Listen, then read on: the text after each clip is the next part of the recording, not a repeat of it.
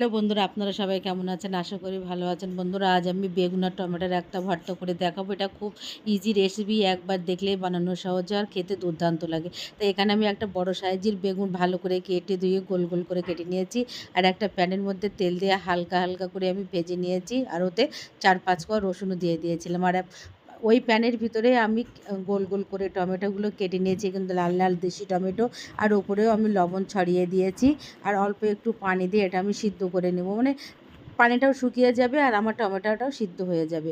এভাবে আমি দেখুন টমেটোটা সিদ্ধ করা হয়ে গেছে। এবার আমি এটা তুলে নিলাম। এবার ওই প্যানটা আমি ধুয়ে ওর ভিতরে পরিমাণ মতো সর্ষের তেল দিয়ে দেবো।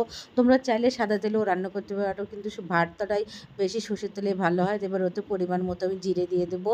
আর দিয়ে দিলাম রসুন কুচি, পেঁয়াজ কুচি, দেখুন। আর এখানে দিয়েছি লঙ্কা কুচি। এবার এটা একটু ভালো করে ব্রাউন ব্রাউন করে লাল লাল করে ভেজে নেবো। আর যে বেগুনটা আমি ভেজে রেখেছিলাম, মানে হালকা করে, সেটাও আমি এর ভিতরে দিয়ে দিলাম।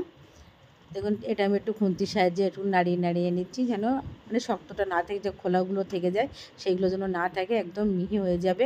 এবার আমি যে টমেটোটা মানে ভর্তা করে রেখেছিলাম বা সিদ্ধ করে রেখেছিলাম, সেটাও এর ভিতরে আমি দিয়ে দিলাম।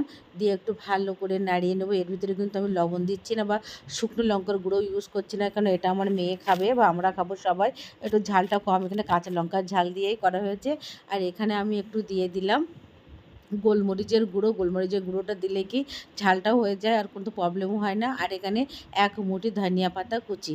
এবার ধনিয়া পাতা কুচি দিয়ে আমি একটু ভালো করে নাড়িয়ে নেব। এখানে আর কিচ্ছু দেওয়ার দরকার নেই।